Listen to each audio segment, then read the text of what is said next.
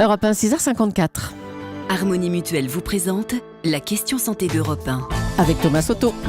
Un petit mal de tête, prenez donc un Doliprane. Bonjour docteur Kirzek. Bonjour Thomas. Aujourd'hui on prend du paracétamol, du Doliprane à peu près pour tout. On peut même l'acheter librement sans ordonnance et en pharmacie.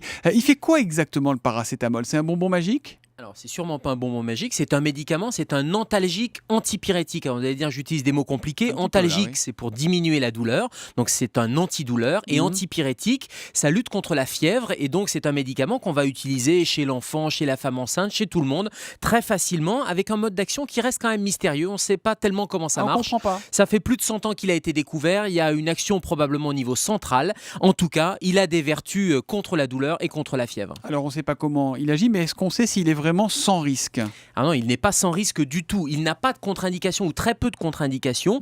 Les gens l'utilisent de manière très banale et c'est un des médicaments les plus utilisés. En revanche, il a des effets secondaires et un des effets secondaires, comme le rappelait le professeur Drissi, qui est patron du centre de pharmacovigilance à Nice, et il me disait, attention, c'est la première cause d'hépatite et notamment d'hépatite médicamenteuse. Ça abîme le foie alors. Ça abîme le foie et c'est l'effet secondaire majeur et notamment avec le mésusage. C'est pas tellement les intoxications ou des fortes doses, mais un mauvais usage de l'utilisation quotidienne. Donc il faut bien rappeler les règles de posologie et notamment c'est 2 grammes par jour, 3 grammes dans les cas vraiment nécessaires et au maximum 4 grammes par jour, surtout ne pas dépasser cette dose. Il peut y avoir une dépendance ou ça peut devenir inefficace comme les antibiotiques au bout d'un moment qu'on en prend trop ou pas? Alors il n'y a ni dépendance ni inefficacité. Par contre, c'est un palier 1 en termes de traitement de la douleur et s'il est insuffisant, il faut passer au-dessus. Il faut passer au palier 2, voire au palier 3, mais ça veut dire qu'il ne faut plus s'automédiquer et qu'il faut passer par la consultation médicale pour essayer de comprendre pourquoi ce paracétamol n'est plus suffisant. Et vous êtes plutôt paracétamol ou aspirine, vous?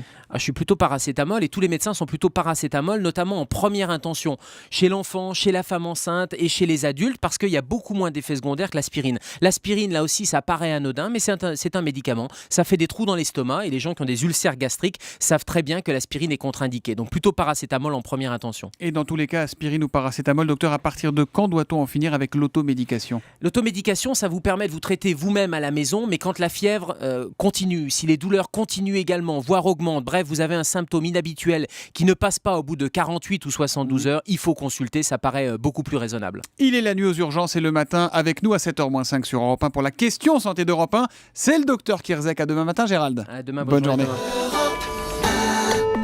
Demain.